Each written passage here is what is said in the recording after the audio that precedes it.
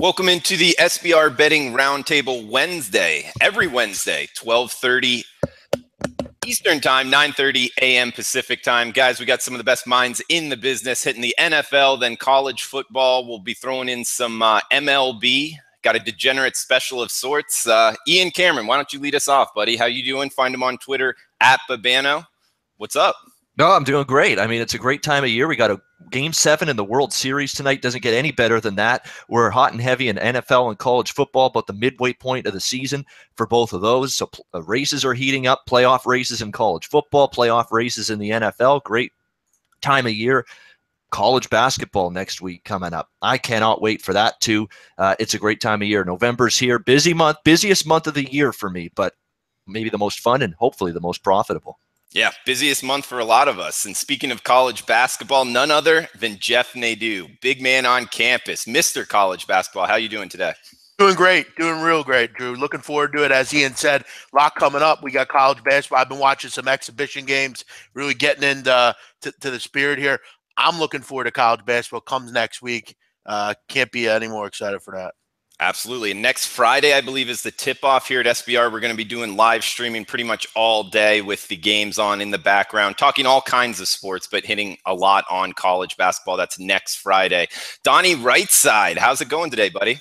Hey, doing pretty good. October, closing the month down, had a really good month there. I was little sluggish in the NFL, only hitting 80%. So we'll see if we can maybe hit it up to 85% this next month. But yeah, looking forward to it, man. Having a lot of fun. 80% in the NFL. Well, you want to start us off? I mean, disappointing, man. I get called a clown a lot on these chat boxes and all that stuff. So, hey, not enough, man. Got to burn the midnight oil now. Man, I think the guys love you on the chat box. It's Mr. Rightside, huh? Well, let's start off with you, Donnie. I mean, NFL-wise, want to change up team to bet on, team to fade?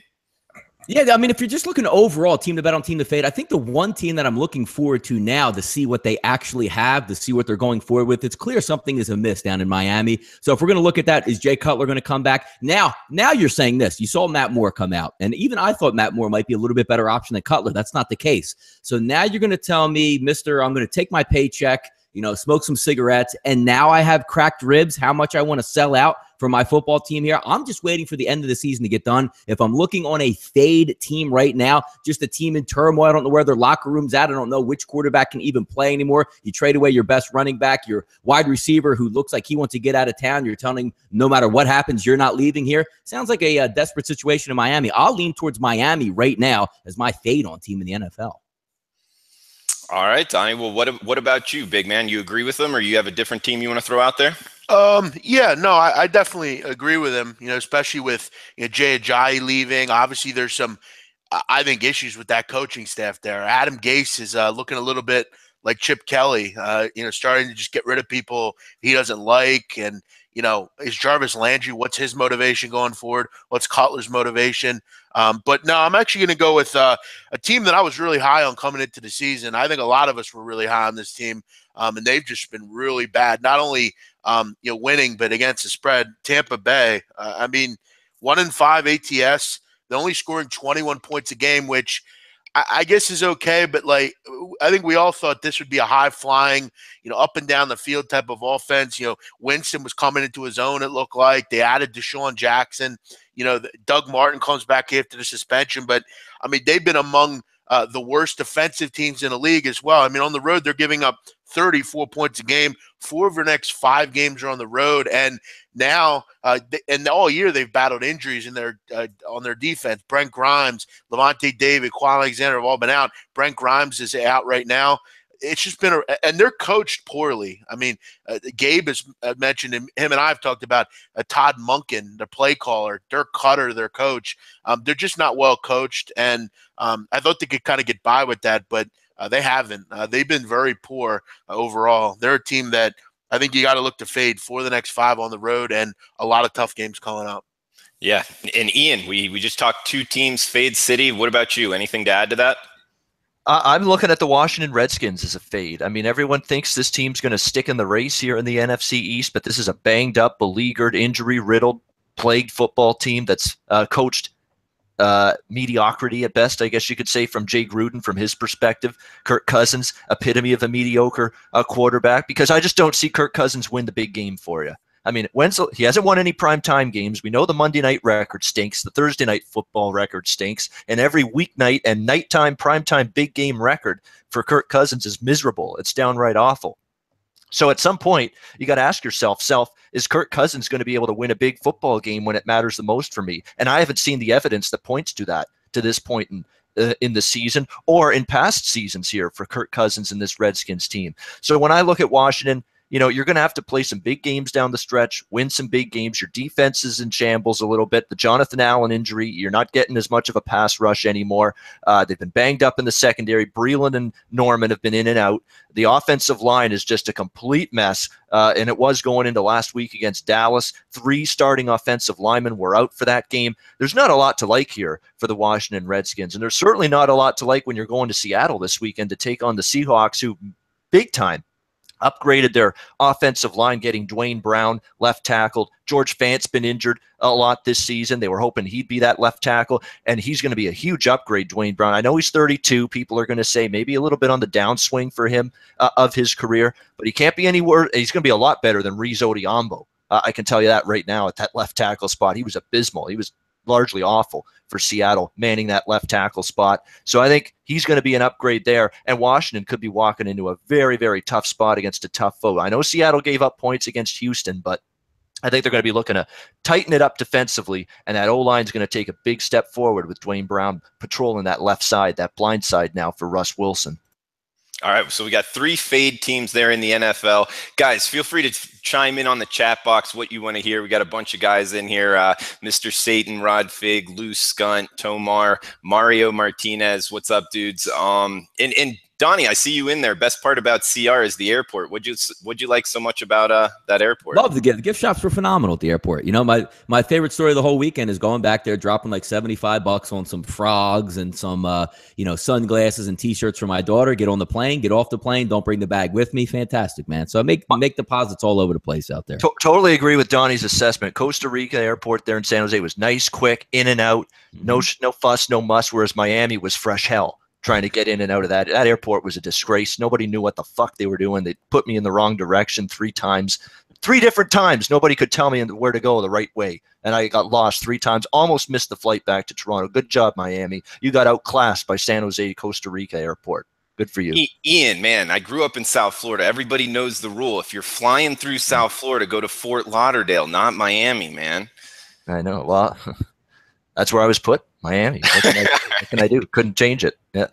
All right, boys. Let's get into buy on teams. I want to push you guys to maybe have a buy on team that's a really buy low team, not maybe a team that's won 5 straight. What about a buy low opportunity in the NFL? Donnie, do you have one? I mean, if you're looking at buy low, the one I don't even know how a buy low could have been. I was going to use the Houston Texans, a little bit popular team, but keep in mind they're only 3-4. So heading down the stretch, that offense is really good. Defense needs to get it together, but really impressed from Watson. But if we're trying to look on that low, grimy end to see who's going to be covering point spreads, not necessarily winning football games, I know this team is down in the dumps right now. I know they're banged up. I know they looked awful the last couple weeks with C.J. Beathard at quarterback, but there's a little bit of help on the horizon. If Jimmy Garoppolo steps in, let's just say in 2 to 3 weeks, and they have that final 5-game stretch, you have a competent quarterback back there. Not to say we're going to win football games at all, but I think he's going to be able to manage and maneuver in that offense with Kyle Shanahan to maybe cover some point spreads heading down the stretch. So if we're going to look deep down, grimy, awful football teams, keep an eye on the 49ers if Garoppolo takes the helm there a little bit later in the season.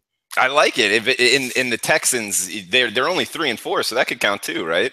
Yeah, no, they're really good. I mean, Deshaun Watson is leaps and bounds better than ever I thought he would be, especially as a rookie. He does everything you want as a quarterback in the NFL. It doesn't matter if your offensive line breaks down, he gets out of the way. He's got a cannon for an arm. He's got speed at wide receiver so they can stretch the entire field. I'm really impressed with that offense, man. No question.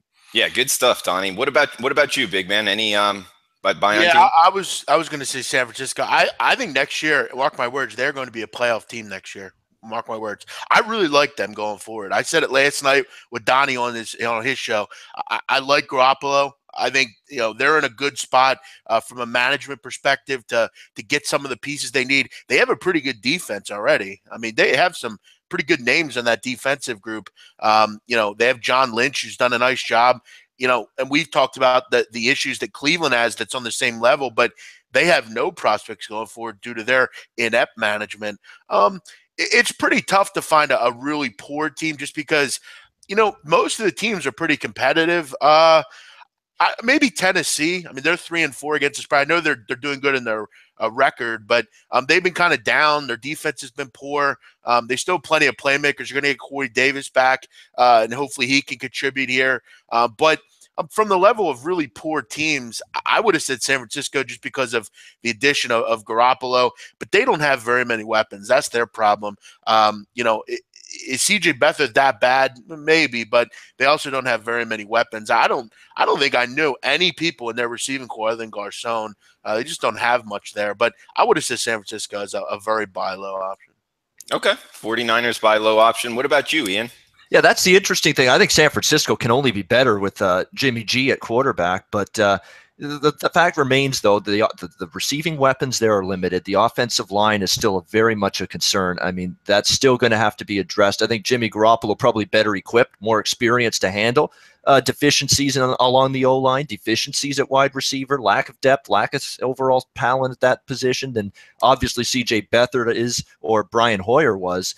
So that's the good news. I mean, Jimmy Garoppolo might be able to handle that a little better, but certainly it's an upgrade. I mean, it's just a question of can the parts around Jimmy Garoppolo function better as well, because that receiving core still a little limited and the offensive line a bit suspect as well. The team I'm looking at betting on, not necessarily long-term moving forward, but specifically because I'm looking more immediate future with these bet against team discussions.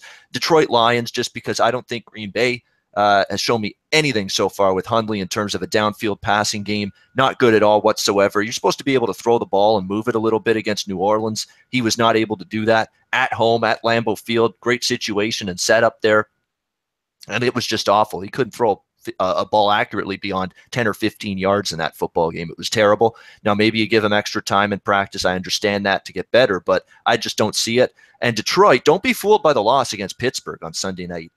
That team moved the ball up and down the field against the Steelers and kept shitting the bed in the red zone over and over and over and over again in that football game. They could have punched in 4 or 5 touchdowns, to be honest with you, but couldn't and didn't. If they turn a few of those red zone opportunities into touchdowns instead of turning it over and settling for field goals against a Green Bay defense that you should be able to have some success against, this is not a lockdown Packer D. Detroit should have more offensive success Monday night when they head to the frozen tundra.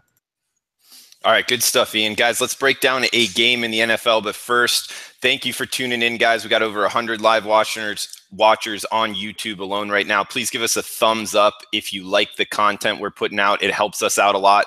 Also wanted to mention we're doing Breeders' Cup action this weekend. The Breeders' Cup, big horse racing stuff. Jimmy the Bag, Matty Ice doing a bunch of stuff there. And yeah, let's get right into breaking this game down. We got a AFC East matchup, Buffalo versus New York Jets. Looks like Buffalo won 2 straight, depending on the number you got, possibly 2 straight ATS. Going against the New York Jets, dropped 3 straight games. So Buffalo making the short trip to New York. Looks like they're laying 3, possibly 3 in the hook. Most 3 in the hooks are gone, but -3 pretty much across the board right now. Who wants to lead us off? Big man, you want to start us off on this breakdown?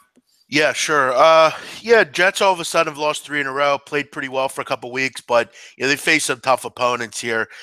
This line's kind of surprising to me. It looks kind of shaky. I mean, the lines actually went down a little bit as well, which, I mean, it looks like a stone cold Jet line, but I'm actually going to look towards the total here. I know Thursday night games aren't particularly high scoring generally, but I mean, I look at this game and I ask myself, I mean, do I think the Bills can move the ball? Sure. I mean, the Jets are one of the worst pass defenses in the league.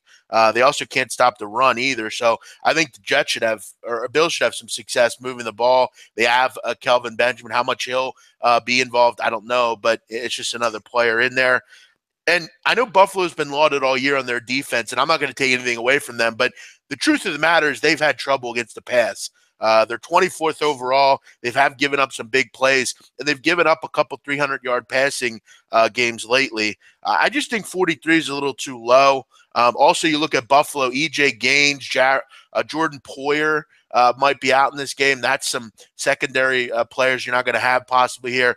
I just think 43 is a little too low. Other than weather getting involved, I don't see either of these teams having much trouble moving the ball. Do I think the Jets are going to score 30? No, but I think they could put up 14, 17 points. And I think Buffalo will put up 20, 26, something like that. I think this game will get up and over 43. Donnie, you agree with him? It should be an interesting one because Jeremy Curley going out on suspension now certainly not going to help the Jets offense. But if you look away over on the Jets and the way the Buffalo Bills are playing, both are playing really good football each and every game. If you take a look at the Jets, they beat Jacksonville, which is no small feat at this point. They beat them at home, obviously beating Cleveland, which everybody does in the NFL every single year. I don't give that much credit, even though it was on the road. So technically a Jets win on the road is kind of impressive. New England, they lose 24-17. Or you can argue they should have won that football game, had a double-digit lead early, got shafted a little bit on one of the calls to the Austin Seferian-Jenkins that he fumbled out of the back of the end zone, which was, pretty crazy to me. Also with the Miami game, up 14 points on the road, ended up losing that football game. And then the same thing with the Atlanta Falcons having a lead in that game in a monsoon rainstorm, that one. But the thing I'm worried about for the New York Jets is, or how banged up are they coming in tonight? Maybe if Morris Claiborne might miss the game on Thursday. You're looking, Buster Screen already bringing out Jeremy Curley suspended. We'll see if Muhammad Wilkerson is able to come back and play effectively in that game. But, it's a home team. It's a Thursday night game. It's going to be a slug out. Both these teams know each other well. Might be leaning towards the points at +3 right now. How well Buffalo played at home versus the Oakland Raiders, no slouch there. We're able to beat Tampa Bay, beat Denver at home as well. But going on the road, a little bit different. Yes, they did beat Atlanta in Atlanta, but if we go back to that football game, down Sanu and also Julio Jones by halftime in that. But again, you still have to go out and win the football game. They did that. I look for a slugfest in this game, and I do think that they will keep it close. I'll lean towards the Jets in this one as a home dog. At Babano, you like the home dog as well? It's a tough game. -3 is just the perfect number, I think. I'm probably not going to be involved from a side perspective. I don't mind the opinion of Jeff on the over. I will say this. This is something to file away for future reference. I cashed a ticket with the over in Oakland, Buffalo last Sunday. It got up and over at the end, close down the stretch with that late touchdown. But Buffalo is 12-1 to the over in 13 home games since the start of last season. 12-1. That is a under-the-radar totals trend that is flying way under the radar. Nobody paying any attention to it. And it's reasonable to see why. Tyrod Taylor and that Bills offense, a little more comfortable. They're a little more explosive. They air it out a little bit more. They're a little more aggressive. They take a few more shots down the field. When they play at home, they don't typically, they'll play. What's up, guys? Doing a little live round table. Yeah, they pretty much play that way. I don't know what that was, but sorry about that. What the hell was that? That was Drew talking on his cell phone while we're trying to do a damn show, I think. I was trying to do a caption of you talking as well. So sorry about that. I'm kidding with you. But yeah, Buffalo to me is not quite the over team on the road that they are at home, but this offense is showing signs of putting some things together. And I think Josh McCown, of all things, is, playing a lot better at the quarterback spot than a lot of people thought. So there is the chance, I think, to maybe see some points. I think from a totals perspective overall right now, Buffalo's a little bit devalued, especially with these secondary injuries. Let's not forget, Big Man mentioned it.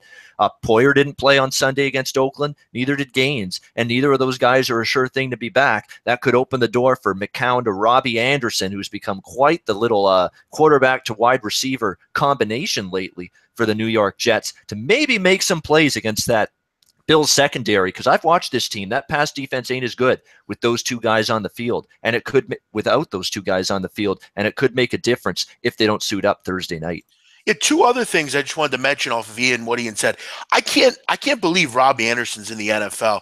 In college at Temple, we watched him a lot. I didn't know that I saw an NFL player, but he's actually been pretty decent in the NFL. One other thing on the over trends, Ian mentioned the road or the home stuff for Buffalo. Also is a favorite. Over the last 18 games is a favorite.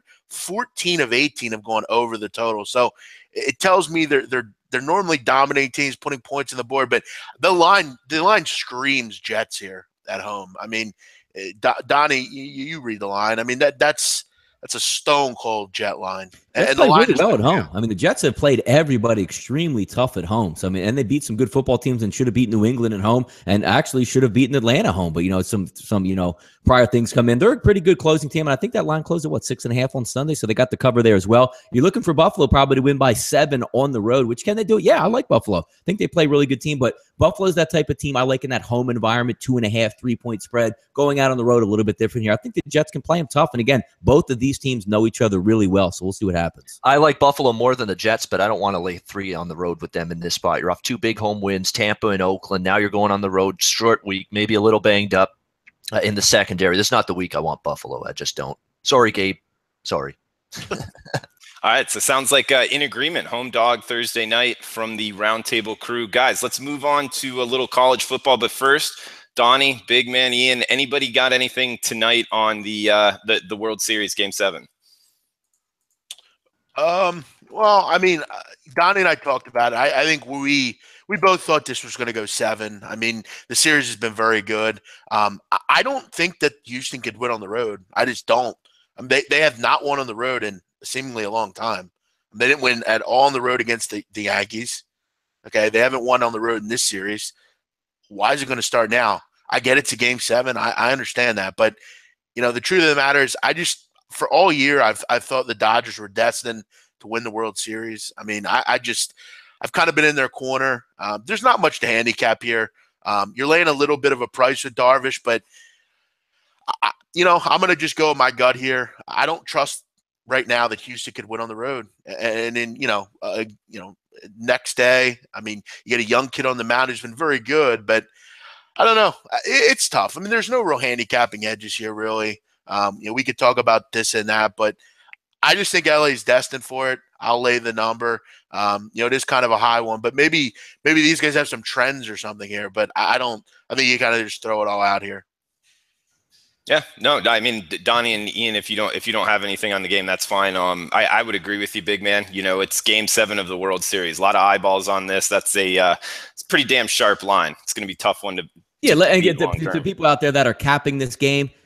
If more than a Powerball lottery scenario, give me how many pitchers and who's going to actually pitch in this game, because everybody is available. So if you have somebody with a nice, real long write-up of like 3 pages on this game, probably after the first inning and a half, just throw it out and rip it up, because every single pitcher might be able to get into this ball game for at least one batter. It's going to be amazing to watch. Game 7, always a lot of fun, rooted for it. But again, if you're capping this game, saying, well, these guys hit, throw that out the window. There's going to be 37 pitchers coming in this game tonight.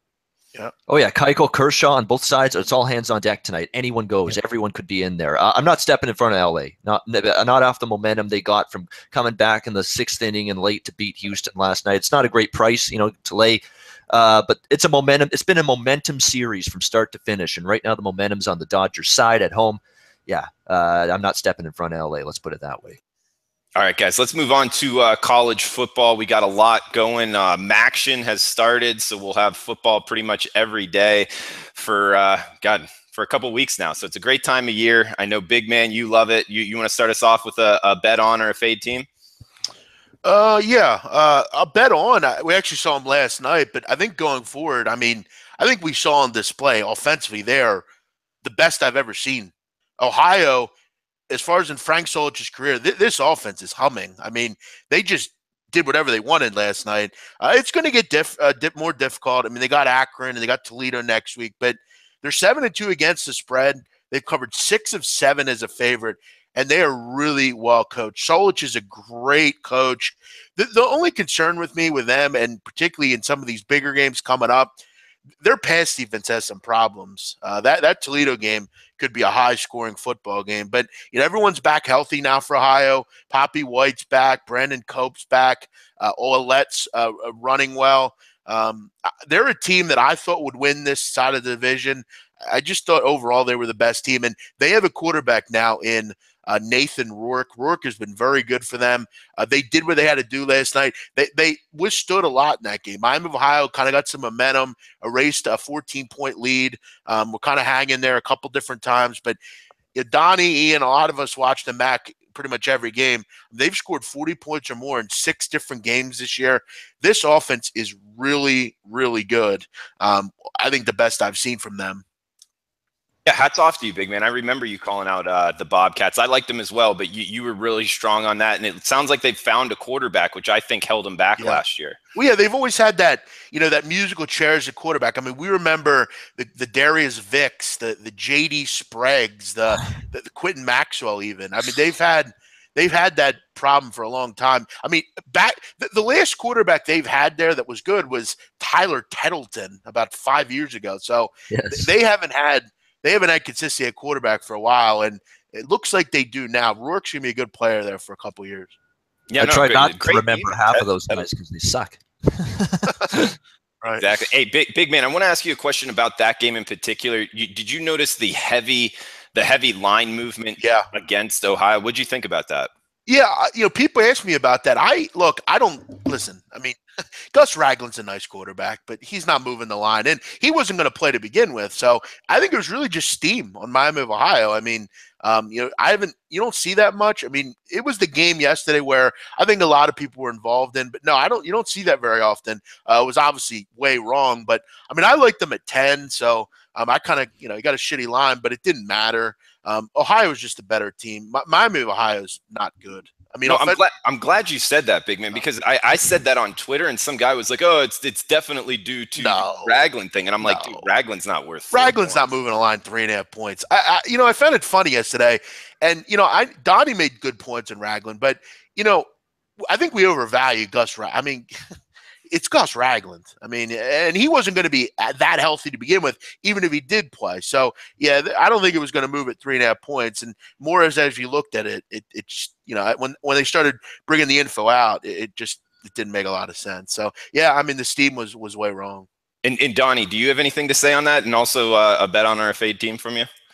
Yeah, I mean, MACtion is what it is. They're standalone games on Tuesday night, and I love the people that just dip in. They don't pay any attention to the Mac Sharps, whoever they are, and they just think there's value. And I even seen people tweeting out, like, my numbers have Kent -8. Who the hell is doing your numbers if you have Kent -8 as Donnie, your real line last night? Yeah. I got to ask you, I mean, we've watched MACtion for a long time. I mean, all of us are really, versed in the Mac. I've never seen a conference that goes more to the grain that the MAC has. I've just found the MAC over the years to be like on Tuesday and Wednesday. It's almost like it seems like a lock every time you play it. Every time it just seems like every favorite seems to cover. When you have a good read on a team, they usually hang. It's been very versed, I think, for a lot of years. The MAC bet good teams fade bad teams. Don't overcomplicate things. Yeah, right. Kent, and Kent State, I thought, when that line went down to 2.5, I kind of, I thought the value was kind of going. It didn't matter. Kent got crushed. But, I mean, you're right. Other than that, I mean, you just fade bad teams. I mean, Kent's bad. Bowling Green's bad.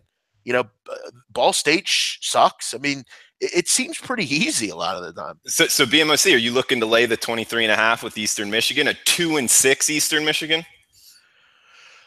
No, because I don't think Eastern Michigan's a team that should lay a number like that. When you have a team like Toledo, yeah, I'm more comfortable. Am I going to get involved in the game? No, I'm not taking Ball State either. But I'm just saying I don't think Eastern Michigan is a team. They kind of remind me of Army. I don't want to lay a big number with Army. I've had to live and learn with Army. They look good on paper. They'll control the clock. They'll get up big, but they're not a quick strike offense. And you're not. Eastern Michigan's the same way. They're grinded out. They're going to win the game 24-10. It's usually weather's usually cold. A little, really raw. They play good defense at Eastern Michigan. I don't know that they're built like a Toledo or an Ohio. They're not a team I'm looking to lay those kind of points with. But Ball State is really, really bad. Yeah, I thought there was more value Toledo against Ball State than Eastern Michigan against Ball State this week. And the thing is, too, with Eastern Michigan, they've had not one, not two, but 3 gut punch losses in a row. Can they keep getting back up off the mat and trying hard? That was tough last week for them against Northern Illinois. Real tough, considering they led most of that football game. And I'm just concerned about their psyche a little bit, too, this week.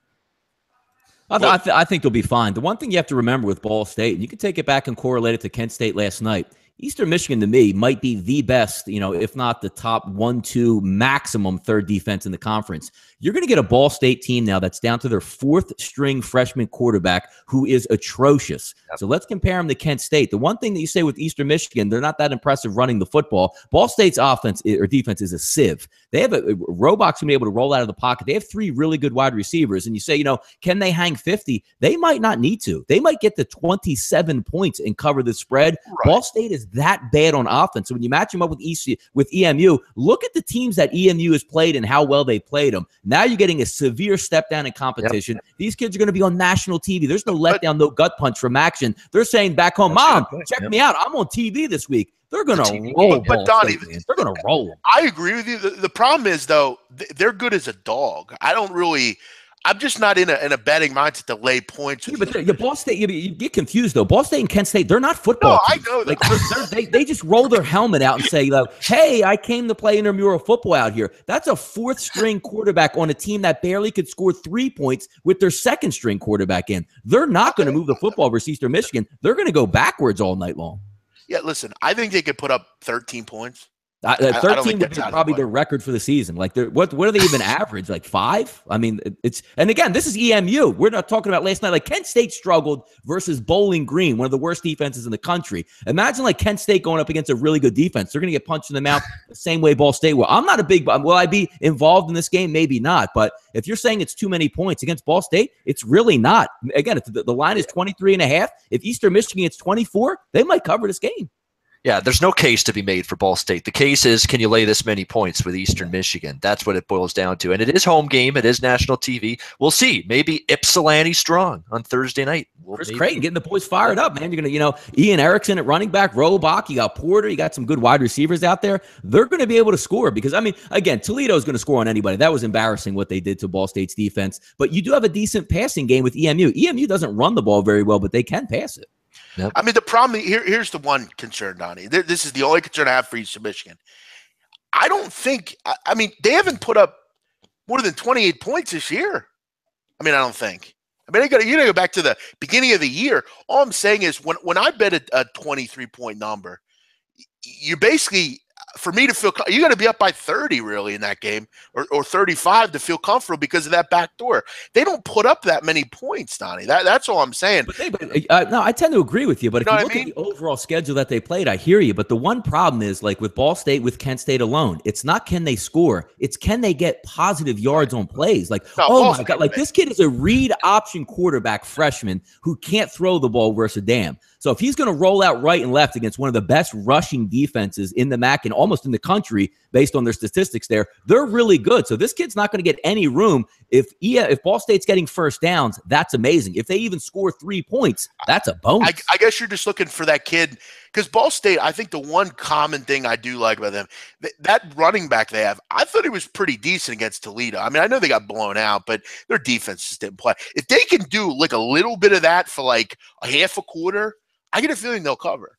But you're right. I mean, you're not going to make money betting on Ball State. And Eastern Michigan is a great team against the spread. Problem is, a lot of that is against, being an underdog. They only average 20.7 points a game. I hear you. This is their first big-time, step over game.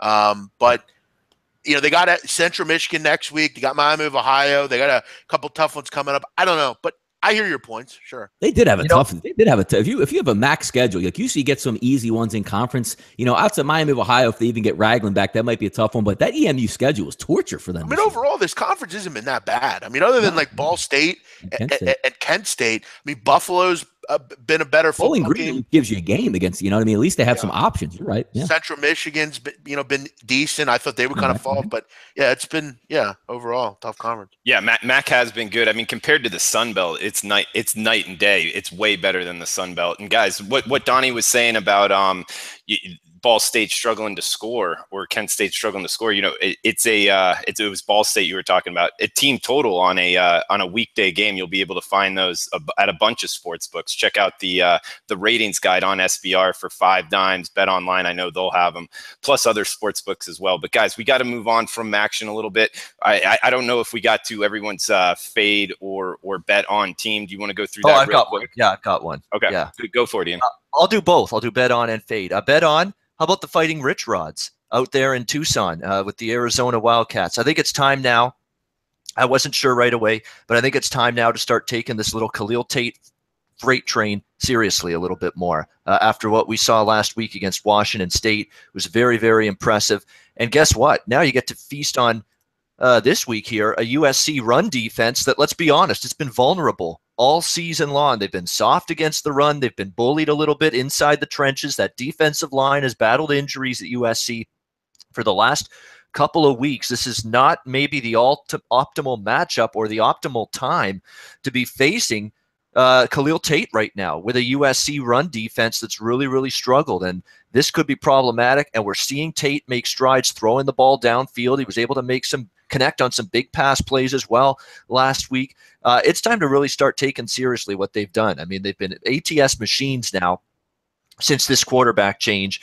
They're going to be going into this game full of confidence. And I think not just this week, but moving forward, Arizona's now made themselves a player here in the Pac-12 South Division. And their defense is digging in and playing a little bit better, still giving up yards. That's going to be a concern against USC, but their offense looks fantastic right now, and they're now a force in the Pac-12 South. My bet against team is, and it's completely a team that had, what did they have? National championship aspirations. Can't have that anymore. ACC, we could win that. Nope, can't do that anymore. And we're falling on our faces, and that's the Florida State Seminoles. This is a team I want no part of right now. That was a terrible effort last week against Boston College, 35-3, not good whatsoever. Do you know Florida State has not covered a point spread yet this year? They're 0-5-2 against the spread, Florida State. They had 2 pushes. That's it. It's been disastrous. Their defense has fallen off big time from where it's been. The effort on the defensive side of the football, that wasn't there against Boston College. Their running back, Dillon, did whatever he wanted to do against that Florida State team. James Blackman's been a disaster. He's sub 60% completions. Interceptions have been a problem for him. And I love some of these Florida State fans. One of them is a good friend of mine from down there. He's also a guy that's bought plays from me in the past, and he's a huge Florida State fan. He's telling me when DeAndre Francois goes down, oh, James Blackman's fine. He's got tons of upside, tons of talent. We're just going to keep on motoring along. Excuse me on that while I choke here. No, that has not happened for James Blackman. He's been awful at the quarterback spot. Could he get better? Yes, possibly. Very well, but it's not happening right now. That was a quit effort. Quit. Q-U-I-T with a capital Q by Florida State against Boston College. That was a lay down and die situation for them. They are not a team I'm looking to lay points with this week, that's for sure, against a Syracuse team that's fought hard and fought the good fight against some of the good teams. Upset Clemson, gave Miami all kinds of grief on the road, and what was a bad spot, too, for Syracuse off that monster win against Clemson. Florida State, complete fade city for me right now. Yeah, tough to argue that one. And Donnie or Big Man, anything fade or bet on college football-wise before we break down a game? Yeah, real quick, under the radar, the UMass Minutemen, 4 or 5 covers here. Most people think of UMass. They even took a full 21-day layoff in midseason. Most don't even know they have a football team anymore, being independent. But if you look at their past couple of games, 17-13 Tennessee. Didn't get the cover versus Ohio University, getting 5. But outside of that, minus 8.5 versus Georgia Southern, covered easily. Covered versus a good App State football team. They're getting 28 points here on the road. Most people say, oh, my God, Mississippi State, UMass, who the hell is that team? They actually have a pretty good offense, and they might be able to be sneaky and stay within that 28 number there versus an SEC team. But going forward, I think UMass has a little bit of value because, number one, their record is terrible, but number two, they're actually a pretty decent offense. They can hang around some football games. Yeah, they got they got some good quarterback play as well. Ford's out, though, going forward. Yeah, Comus was amazing the past couple of weeks, though. I mean, who they have? Mississippi State, then you have Maine, which obviously might not even be a line game, but then you have BYU and Florida International. There's no reason why they can't cover those last 2 games. I hate to say it, Donnie. I agree with you in the last 3 games this season. I think they get crushed against Mississippi State. I don't know. Does Mississippi State use this as one of those games, that layup game where you get that breather, that bye week late in the season, get your third stringers in there who haven't played all season? Yeah. And again, UMass can score. So if they're down 35 points in the fourth quarter, they can move the football and get that in under 28. Yeah, real quick, I'll give one other one. Hawaii, they're a total fade for me. 2-6 against the spread this year. They're 0-5 in conference this year. And over the last 21 conference games, they're 4-17. They don't cover. They're 1-12. Over the last 13 ATS or against teams with losing records. They're shit. This team stinks. They don't stop anybody. They're leading wide receivers out. They can't win inside the domestic United States. They're just not good against the spread. Hawaii's a team that I think a lot of people like, but the truth of the matter is they're just not very good. I know they won a bowl game last year, big deal. This year they're dreadful against the spread, and they just don't cover in conference. Yeah, I don't disagree with you there. I faded Hawaii. San Diego State really took it to them last week, big man. So good one right there. Guys. If you're Comus and UMass, you better watch out. Comus might be in a coma after that game against Mississippi State. We might get just absolutely crushed by that Bulldogs defensive front. They're going to be coming after him in a big way. That's going to be a tough challenge for him on the road there. Yeah, and big man, I will say this. Good point in saying Ford's out, but actually against Mississippi State and that defensive front, don't you think Comus is kind of the better profiled quarterback to be able to move around a little bit more than Ford? Sure, but I mean, he also can't complete passes. I mean, he's 53% completion percentage. I mean, it's a huge step up in competition. But look, I mean, people will point to, well, they hung around against Tennessee. Tennessee's mindset is nowhere near what Mississippi State's is. It's in Mississippi State. It's a lot of points, though. I mean, it's 4 touchdowns. I just get the feeling this is like a 51 13 type of game for some reason. But yeah, I mean, Comus, when you have a mobile quarterback, you can skirt out of some situations, but then you got to complete some passes, and those kids are all just faster than everyone at UMass. Yeah, but also let me play the ultimate devil's advocate here. I mean, you're going at UMass, and who's on deck for Mississippi State? Does anybody know? That would be Alabama on deck. But this is a bye week for Mississippi State, saying the big boys are coming to town next week. Let's not get hurt. Let's roll the helmets out there. Let's get this win. I'm not running my quarterback on read options late third quarter when I'm up 21 points. Let's pull out the starters. Let's have a good game plan. Bama's on deck. UMass going to get the cover here this weekend. All right. Good breakdown. Hey, guys, let's get into breaking down an ACC game. We got Virginia Tech versus Miami. Looks like Virginia Tech is laying 2.5 down in South Florida. Donnie, let's talk about your Canes, man. Can they cover this number? You know what's funny? The Miami Hurricanes, and last week, I'm kicked myself as well. I don't know why I just didn't autoplay the Tar Heels getting 21 points versus Miami. Miami's a really good defensive football team. They're coached really well, but this is not the Miami Hurricanes. Craig Erickson back in the day, or even, Ja'Cory Harris able to get outside the pocket and be a little bit more mobile. This team doesn't score enough points to cover a lot of point spreads. And you say, hey, Donnie, oh my God, look at this. I mean, they're top 10 team. They're at home. They're getting 2.5 or 3 points. Virginia Tech is the better football team coming into this game. Do I think Miami can win this football game? I absolutely think they can win because that's their MO, hanging in games late. But this is going to be the best team, the best set of athletes that they have faced. They're going to face a little resistance in this ball game. And if Malik Mosier does his normal, I suck for 3.5 quarters, but the other team's not really good and my defense is good. So if I throw one pass on a broken coverage and we hit a long home run, we win the football game. That's not going to take place this week against Bud Foster and also Fuentes, the offensive coordinator and head coach for Virginia Tech. Miami's going to be in for a tough one. Am I rooting for Miami here? Yes, but they are way overvalued for what they're actually doing this year. Going to be a tough one for the Canes. I'm rooting because I would love to see an undefeated Miami team play Notre Dame. That would be a lot of fun. But Virginia Tech's going to give them a lot of hell this weekend. I'm not surprised in the slightest that Virginia Tech is actually the favorite here and might pull off the win. Ian, you agree with Donnie in the line move on the Hokies? If I'm playing, I'm on Vaught Tech. I am. I think they're the better of these two teams. I think Miami's a team that I have not been impressed with on the offensive side of the ball. Now, Rozier's got a little bit of a banged up shoulder, but he's going to play in this football game, but not been impressed with the passing game. The running game has been solid. There's great defense, obviously. That's what Miami's hung their hat on.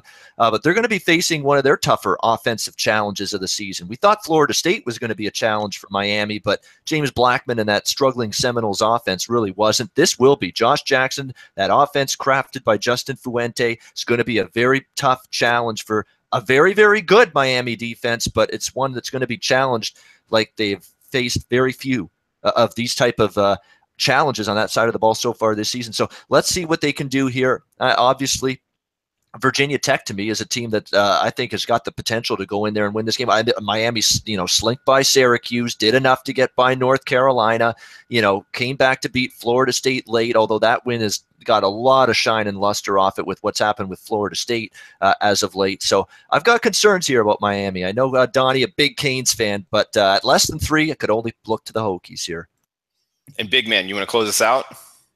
Yeah, I'm on Miami. I think they win this game. I'm not impressed with Virginia Tech. Who have they beaten? No one. They've had no good wins. I mean, Miami's taking care of everyone in front of them. They're a very good defensive team. They're at home here. I like Virginia Tech. I like Jackson, but he's not Michael Vick or Gerard Evans walking through the door. I just am not that impressed with Vaught Tech. They've shut down a lot of poor defensive teams. I mean, and the one step-up game, they lose, by double digits. This is a very similar situation to me, kind of here. I mean, you got a top 10 team. They've been skating by Miami, sure, but look, I mean, I think they're the better team. They're getting points at home. I'm not impressed with the opposition. I think Miami is going to beat Clemson. I said it before. I'm sticking with it. It's come into fruition. For me right now, Miami doesn't care about point spreads. They care about winning games. All they got to do is win here. Give me Miami. And big man, another ranked matchup here, the nightcap in the Pac-12, Arizona USC. Any thoughts on that game? Yeah, I mentioned what Donnie Wright said. I mean, the number has been gone. If you wanted 10, 7.5, 8, any of those numbers, they're gone. It's a solid 7 now. And unfortunately, we're not the only people that watch college football anymore. I took it early, big man. I got in on Arizona early. I knew this number was going to shoot down on the Wildcats. Everybody's loving the Tate stuff right now. Yeah, and then that's the concern here. Everybody loves Arizona, and they saw what they did last week. I mean, it's amazing to me that they gave up 600 passing yards and still won by 20-plus points. That's amazing to me. But you look at Arizona, and I did some looking into their passing analytics, their offensive analytics. This is a huge game in this conference, guys. This is USC one game ahead of Arizona. Arizona looks like the team right now. Now you got to go in and prove it in a tough atmosphere. But I think USC is really going to struggle on the ground, defending the ground game. Arizona is number 1 in the country in rush yards per attempt, 7.26. USC allowing almost 5 yards a carry. And what you like about Arizona, I like the over in this game. That's the side I'm looking for here. I don't think Arizona's pass defense is going to have much success stopping Sam Darnold, but I also don't think that Arizona is going to have any issues not scoring here either. They score quick. Both these teams go fast. Both of them average 2.5 plays per minute, which is pretty good, pretty high. And they're also, Arizona, top 10 in yards per point and points per minute. They go very quick. That's stuff you're going to look for when you want to bet an over. For me, I just think both these teams offensively, I'm not sure we see a big pushback from the opposition. This should be a high-scoring game. I almost want to lean with Arizona. But for me, if I'm going to lean Arizona, I think they're going to win this game. I think USC is a bit of a fraud. Said that all year. They'll have success. It'll be a wild game. But in a game like this, you want the points. You want to take the team that's more inclined to win, and I think that's Arizona. I'll look over. USC doesn't cover point spreads, though. 7's a lot of points in this kind of game. Yeah, they only covered at home against Stanford. That was it. I mean, they didn't cover against Western Michigan, didn't cover against Texas, Oregon State, that game they didn't cover. So, covering these kind of numbers has been a bit of an issue for them at home. All right, guys, good breakdown. Hey, we got best bets coming up. First, just want to hit on a quick one in college football. Degenerate special here. We got Charlotte 49ers playing the Old Dominion Monarchs. Looks like Old Dominion has dropped, 6 in a row. Charlotte dropped their first 6 or 7 games in a row, then got a win against UAB, which cost me some money. But guys, just real quick down the line, any thoughts on this degenerate special, Ian Cameron? Not a damn thing. Although I would take points if I had to. I mean, how do you lay with Old Dominion more than a touchdown for a team on that kind of skid? That's a problem for me. But it's a game I'm staying. I wouldn't even touch this Drew with a 10-foot pole, so I'm keeping it nice and short. Okay, Donnie, anything from you? Yeah, at least Old Dominion can give me somewhat an athletic quarterback with 2 really good running backs in this one. Charlotte hasn't shown me anything that they can, do much about it. And I don't take, the UAB 25-24 game that they won, or maybe even they're coming off a bye at this point. It's just the Old Dominion can score in this one. I'll lean on that. Our last week's the degenerate special was Coastal Carolina had no business laying any points in that game. They got shellacked in that one, which I called Texas State on. I'm going to go opposite and just say, in these bad games, just take the points in this one. I actually think Old Dominion, being at home in this game, is going to be able to run up some points, 35, maybe even 40 points in this one. And I don't think Charlotte's going to be able to keep pace there. And big man, anything?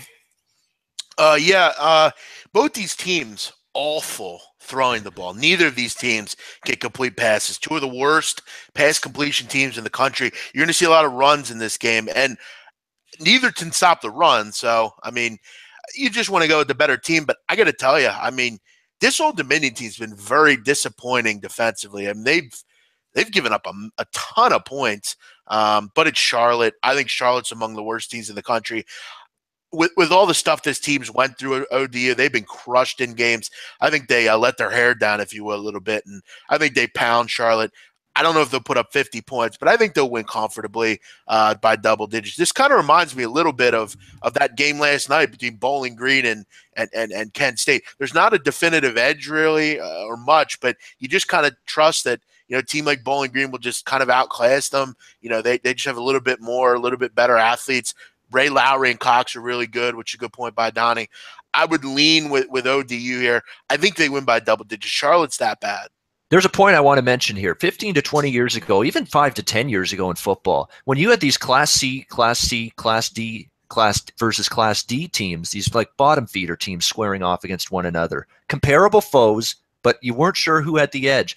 Everyone would gravitate to, oh, I want the team with the better defense. Give me the team with the better defense. That's not what I want in 2017 football. I want a team with the better offense. I want a team with a better quarterback. I want a team that can score some points, punch in some touchdowns. And we're seeing it. We saw it in Bowling Green last night. The better offense won that football game going away. I want the better offense in these games against bad, mediocre teams now in 2017 era football. It's not 20 years ago where you'd say, oh, the better defense is going to win. That's not the case anymore.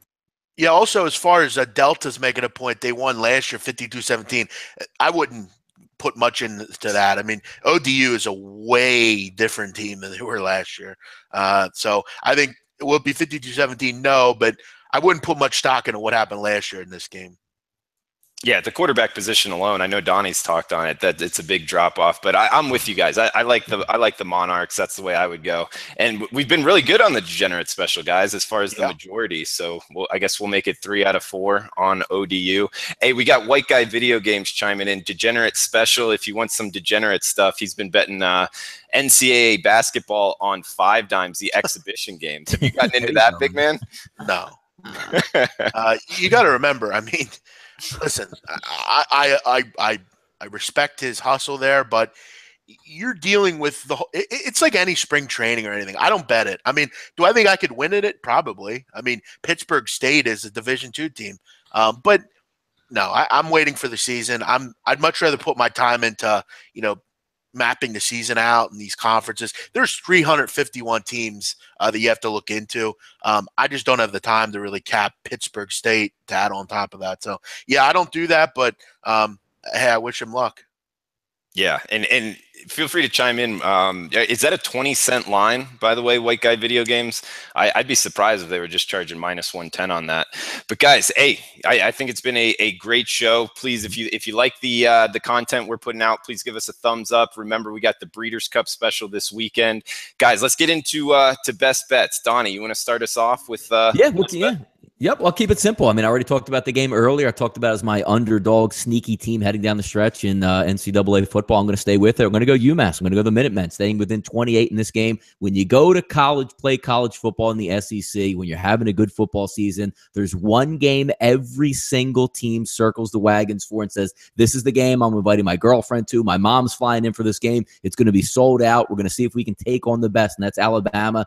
They don't give a damn about the UMass Minutemen coming in on a 12 o'clock start. They just want to get off the field, get injured. They want to fast forward. They want to have their piece of Alabama. Whether that's going to be a good thing or a bad thing, I know how college football team works. I know how that inner working is, saying, look, hey, man, we can't get injured. If somebody gets a little bit nicked up in the second quarter, they're coming right out because they should be able to beat UMass just by putting their third stringers in the football game in the SEC. It's all about the next week in Alabama. Give me the 28 points with UMass here to stick around in that football game. I think they get the cover here. That'll be my play of the week. And I will jump on one thing about Donnie's point here and his play here. UMass, don't forget, they went to Tennessee earlier in the season and down to the wire in that game. Now, Tennessee is nowhere near.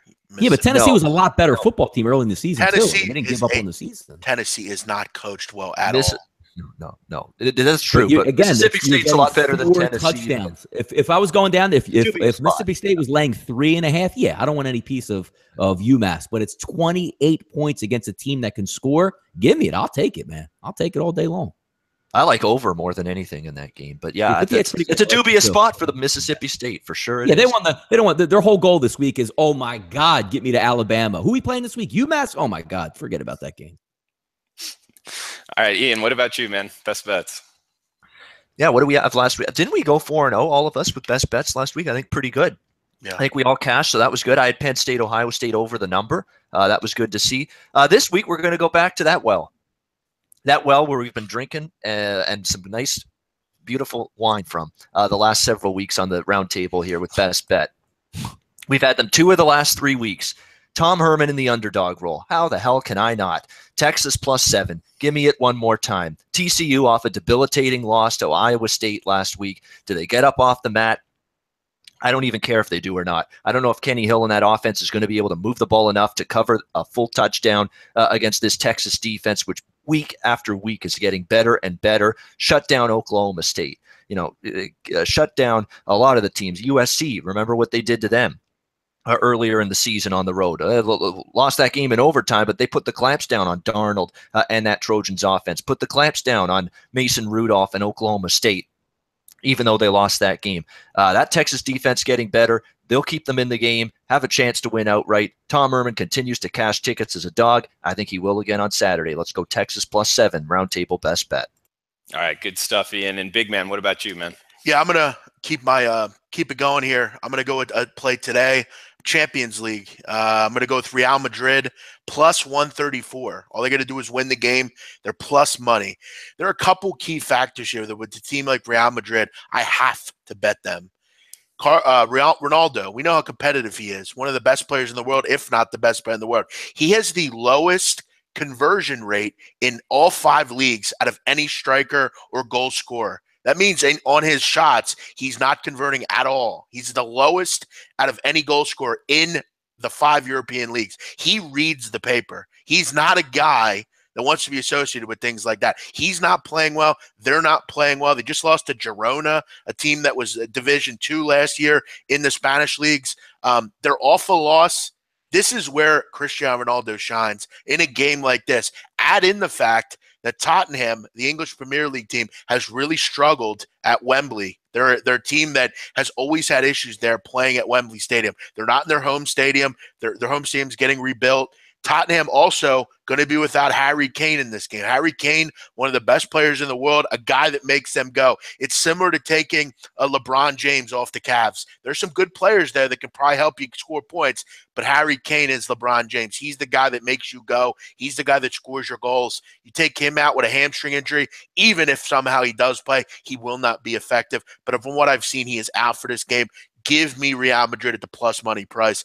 I have to play this game. And also, in the first leg of this match they played, it was a 1-1 draw with Harry Kane in there. Look for Real Madrid. All for loss. All for Ronaldo playing poorly. They get the job done here today and win this game. Plus money Real Madrid. I'll take it. All right, Big Man on campus in the Champions League, Real Madrid +134. We got Ian Cameron on Texas +7. Donnie, UMass +28. A bunch of underdogs there. I'll be the one on a favorite. We touched on it earlier in the MAC. Eastern Michigan -23.5. The little, what's it called? KISS. It's called Keep It Simple Stupid Betting. And that's what I'm going to do. Fade Ball State. I've been doing it for a couple weeks now. So Eastern Michigan -23.5 at 5 dimes and Bet Online. Guys, I guess we can close it out. Anybody closing words? Catch me 2 o'clock Premier League punters match day 11.